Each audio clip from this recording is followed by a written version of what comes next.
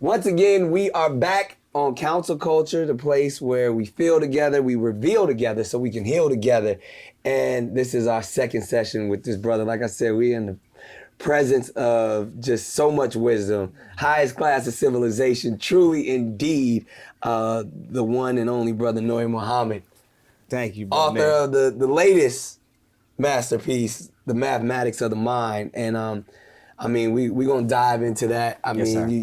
I've watched you teach. I watched some of your speaking online, and definitely prolific and always just delivering a great message.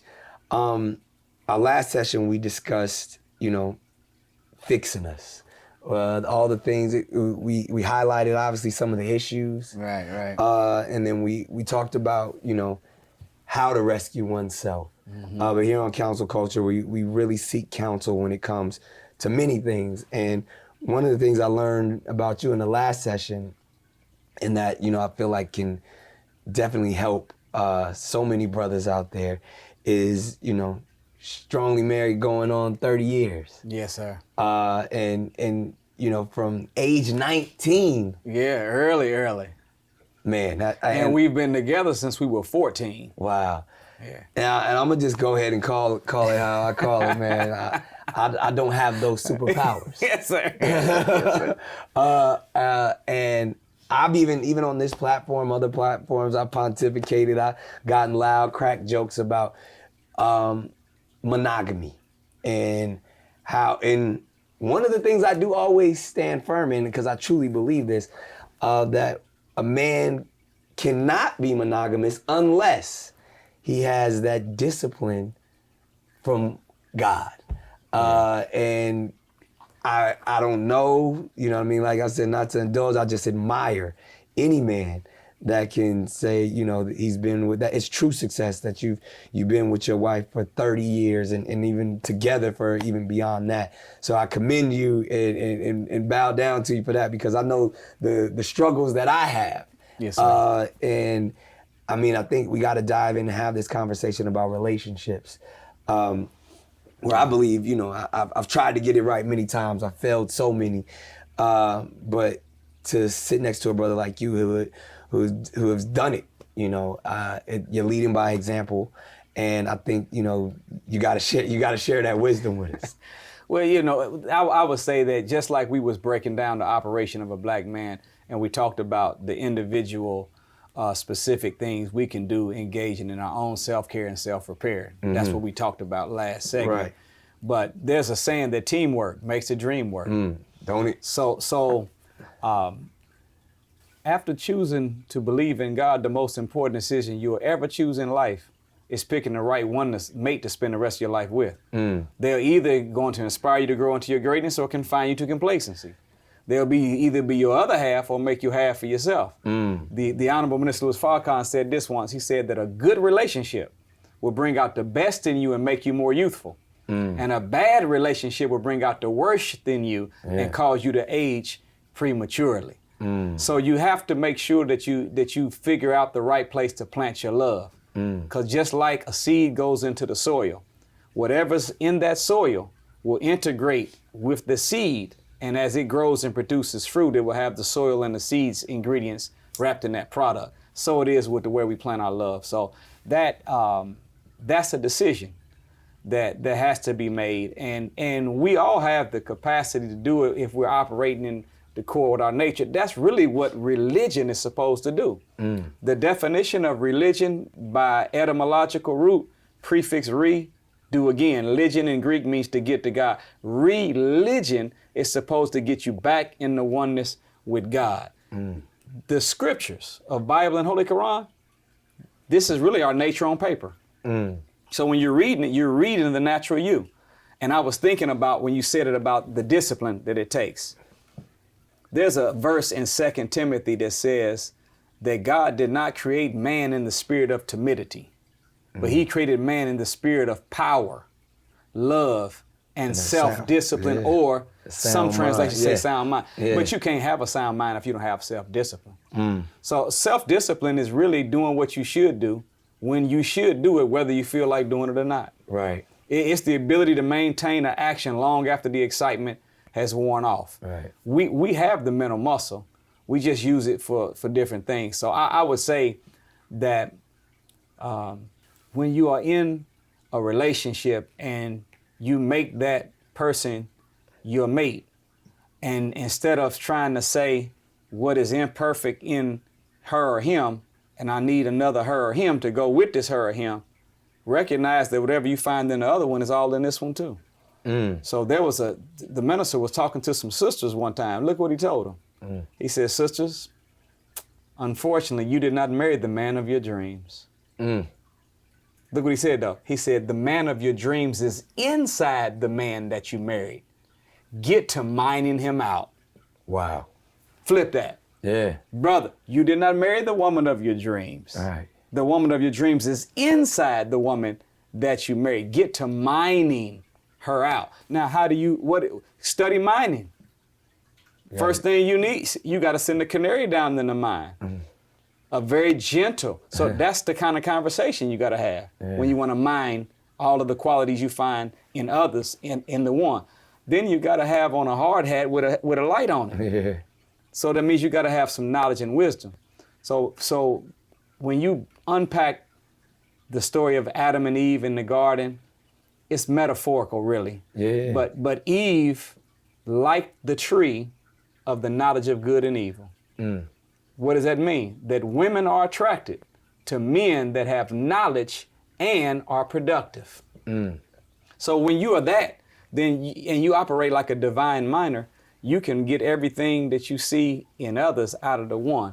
So I can't say that I'm trying to even do that. Right. Because we are truly friends. I don't just love my wife, I like my wife. So we enjoy each other's company. I always tell people about marriage, if you're not having fun, you're doing it wrong. Indeed. So why do you think, to your point, why are so many people doing it wrong? Why are so many people having issues in relationships and committing to one person? Even when they are doing that, they seem unhappy. They seem, we're at a time now, there's so many options, there's so many distractions, in this world. And people really don't see the benefit of having a helpmate, a soulmate, a life companion when, there's other ways to find what we call love. So unfortunately, we have lost the respect for ourselves and for each other, to the point where most people are not even looking at he's and she's anymore. We're looking at it's, and we treat each other like a it. Right. There's a story, a little documentary that was done at Stanford by someone named Lindsay. I can't remember her last name, but it's called The History of the Bikini. And what they did is they took men and put them under brain MRI analysis and let them look at women undressed and then look at women dressed. Right. And what they found is that the more undressed that the woman was, the more of the area of the brain that registered with tools versus person. So they seen the woman more as a it than a she. Now, if you see a tool, you use tools for your pleasure. Right. So that mathematics, not just from the dress, but from the way that we handle each other, we have stepped down from the divine to human and past human down to where we're seeing each other as it's. And we lost the humanity. We don't humanize each other. We're using people for the love of things when we're supposed to be using things for the love of people. So because of that loss of respect, it makes it now where men and women become options like ice cream. I got a taste for butter pecan today. I got a taste for, Neapolitan. I got a taste for chocolate. I got a taste for vanilla. And we really are handling human beings like they're it's. whenever we should be handling. I always tell the sisters this. I tell the sisters, look, I said, come on off that clearance rack and get back behind the glass where the real valuables are at. You know, when you go to the jewelry store and you go to look at the fine jewelry, costume jewelry's all over the place. You can pick it. That fine jewelry, it'll have a note on the glass. It says, we're only allowed to show you one item at a time. Why? It's valuable. So whenever if women carried themselves in a certain way, we would discipline ourselves. We would if they made their yes only a yes whenever you ask for my hand in marriage, and no until, it'll be a whole lot more weddings going on and a lot more love and loyalty present. So the Honorable Elijah Muhammad said this. He said, where there are no decent women, there are no decent men. For the mother is the first teacher and the mother of civilization. So as her standards come up, ours are going to be forced to come up with it. Wow, so a man is he's gonna follow based off of, you know, how she conducts herself. Yeah, and that's the nature. See, by nature, we are the initiators of a relationship. Proper system would be, I go to her father. I'm initiating though. I would like to talk to your daughter. Now, when it comes time to agreement, I'm gonna get down on one knee and propose. See, so it's even whenever the father is walking his daughter down the aisle, that's how it's supposed to be. Right. Look at what the minister says. Are you, talking to the father, are you prepared to give her hand to him in marriage? And if he says yes, guess what he does? He goes sit down. Now this man that you gave your daughter's hand to has to care for her like you used to as a father, and also be that kind of husband that she's looking for. Wow. So that kind of healthy love and healthy system keeps us in a focus where we are more spiritual in relationship, and there's more he's and she's, and there's more divine beings than it is it's. That's heavy. That's definitely heavy. I know that's helping some people out there.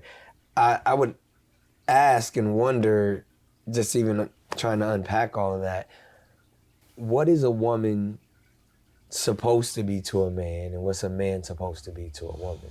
Well, that's a good question. Again, like we talked in the other segment, when it comes to, it broke my heart. The reason why I even wrote my first book was called Before You Say I Do. It's because everywhere we were going to teach, Brother Nick, when we would get finished with the set, I don't care who it was, whatever group it was, organization, we always had a sidebar meeting at the hotel with the organizers about relationship problems. And I said, man, I'm so tired of doing this. So I said, let me write me a book. Before You Say I Do. And then I had to do After You Say I Do. Now I'm like the old school doctors. I say, look, take 2 of these. Call me in the morning. Right. But what we found is that we've never been taught the science of mating. Wow. Go back and research. You know, in 1867, Congress met to discuss whether they were going to allow black people to go to colleges and universities. Wow. When on the floor of Congress, they said yes, but there's 2 things that won't happen. Number 1, they can't come to our colleges and universities. And number 2, whatever school they go to, there are 3 sciences that must never be taught to the slave. The science of finance, the science of warfare, and the science of mating. Now you look at where our problems are coming from. Finance. We blame the white man for 95% of our problems and still spend 97% of our money with them. Right. We the leaders in unnecessary spending. We always buying stuff we don't need with money that we don't have from people that we don't like to impress people that we don't even know. That's us. Yeah. And warfare. Look at how many of our own brothers we kill. So even whenever everybody was complaining about the police, we had to keep pricking everybody's conscience. Yeah.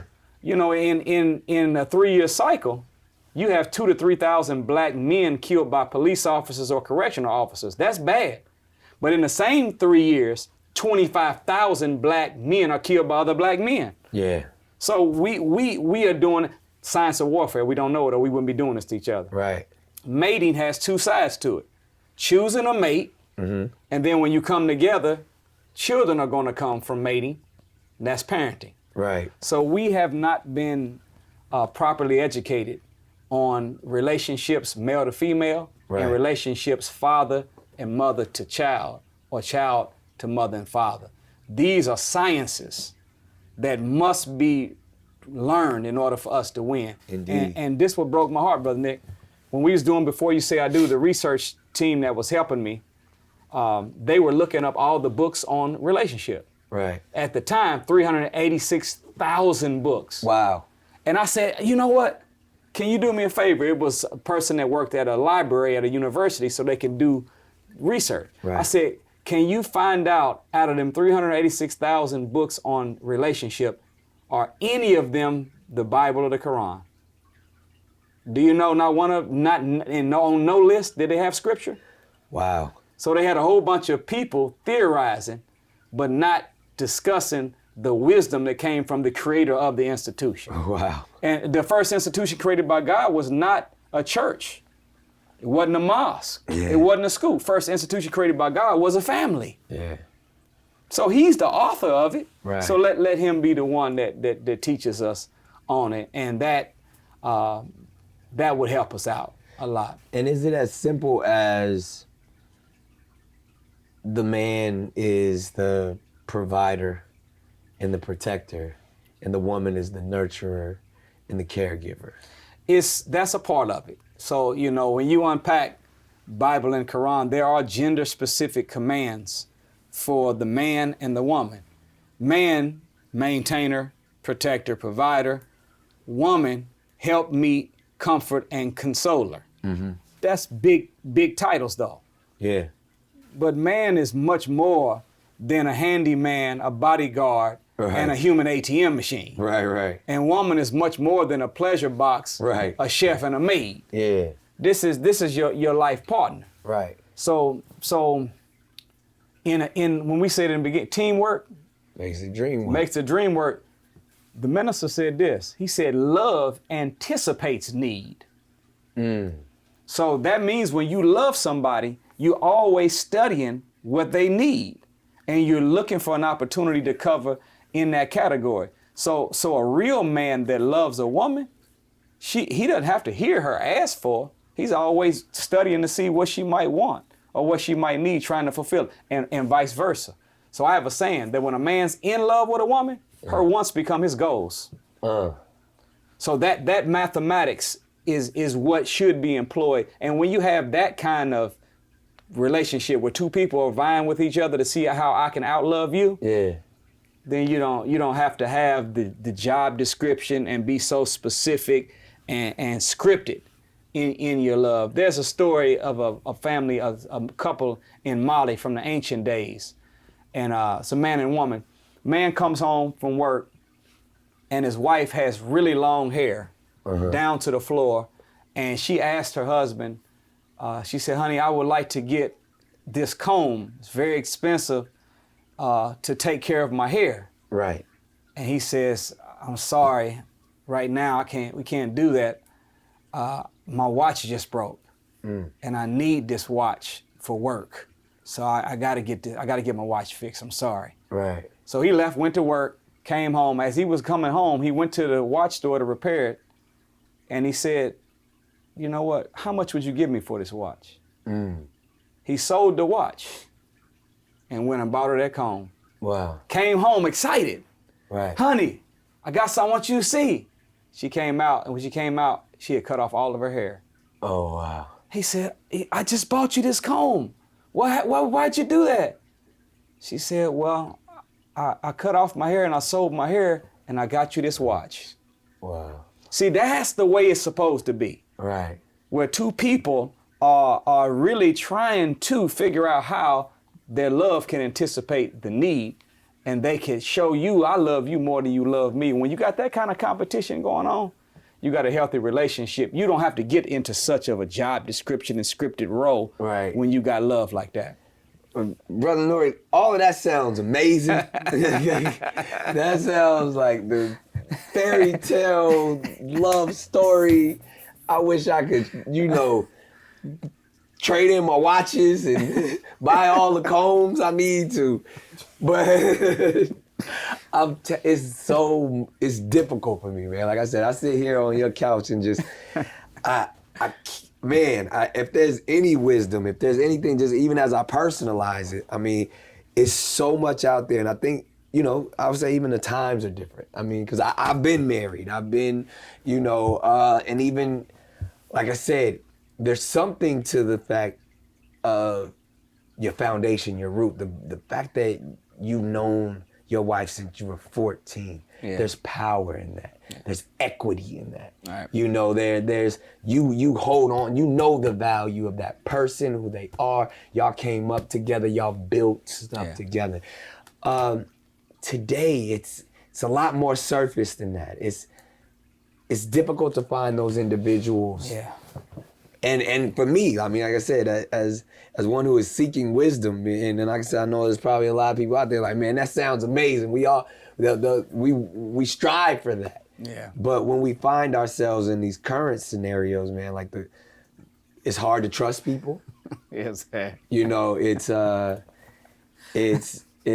got these conversations of the alpha males, the alpha females, the beta males, the beta people. Like you don't really know what you're stepping into. You don't know who to emote to. You don't know who really has your back. So in knowing, the likelihood of someone finding what you have is slim to none.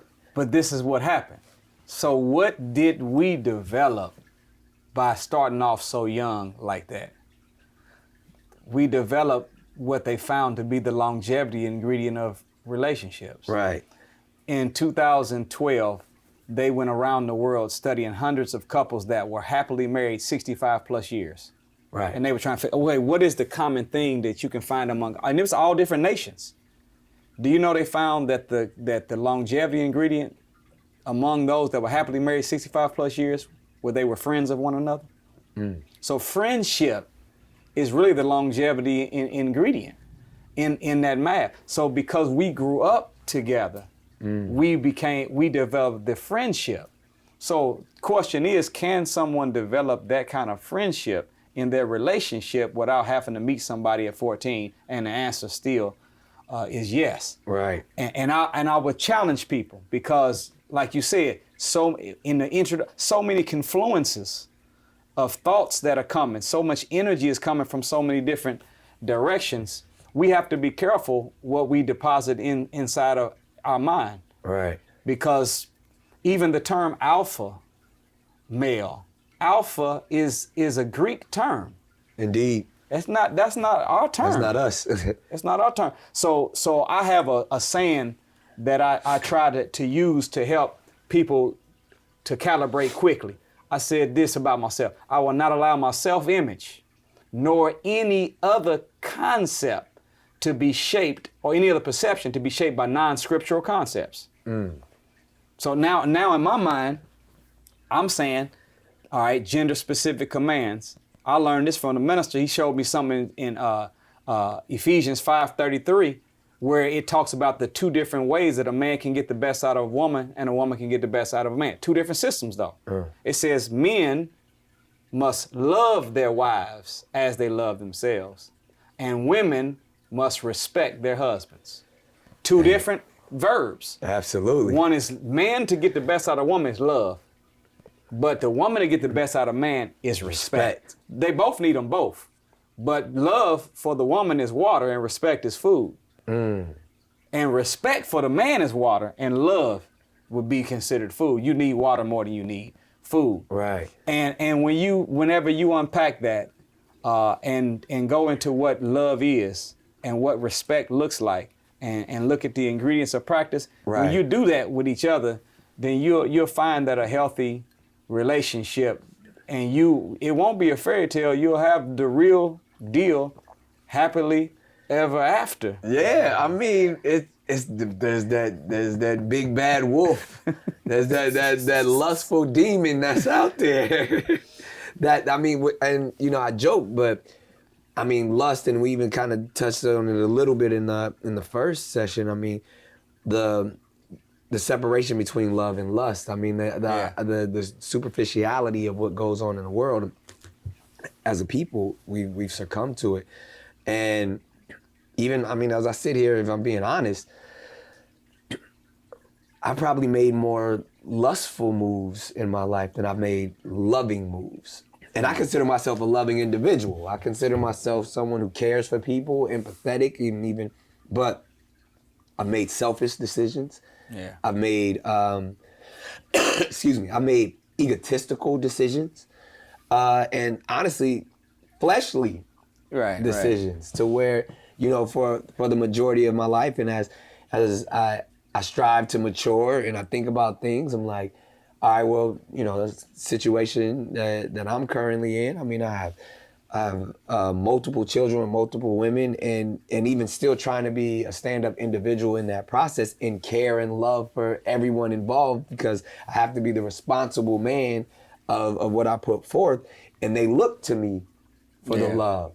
They look to me for the guidance. They look to me for the leadership of households. So even as complex as my situation is, and for individuals who may just even are dealing with trying to find that one, right, and they're still up against, you know, all of the other strides, all the other pressures of the world, that love gets convoluted, but lust is easy. Well, you answering it though. So the nature of the brain is to avoid pain and seek pleasure.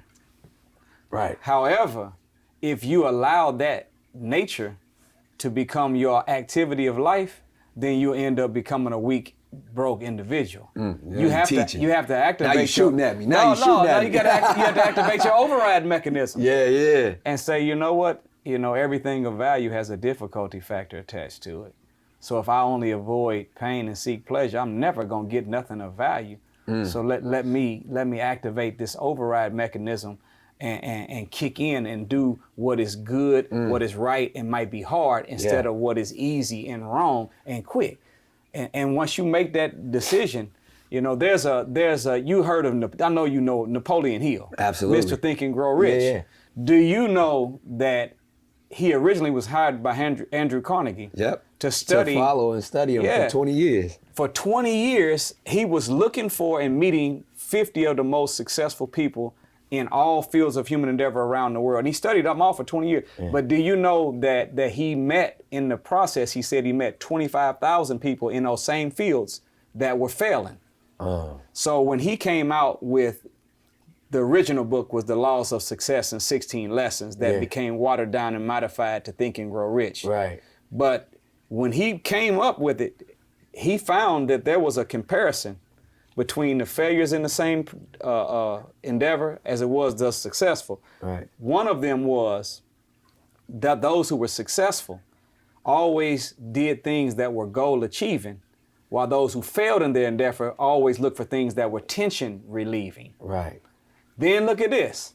The most successful always follow what he called the law of transmutation, which was the ability to convert lust. Convert the lust that comes up in you for the opposite sex, sexual energy, and convert that into creativity and into willpower to work on their purpose for living. He called it the definite chief aim and purpose. Absolutely. To work. So by law of transmutation, you got to, okay, if it rises in me, okay, how do I package it and take that energy, instead of allowing it to be with another woman, how do I let this be for my purpose for living? Right. And by that law of transmutation, those are how the 50 became what they were. They became the most successful, and the other 25,000 became the failures in the batch. So I'm saying that to say, think about how much you've accomplished like this. Right. You're great, but you would be greater. You're good, but you would be more. I've heard this before.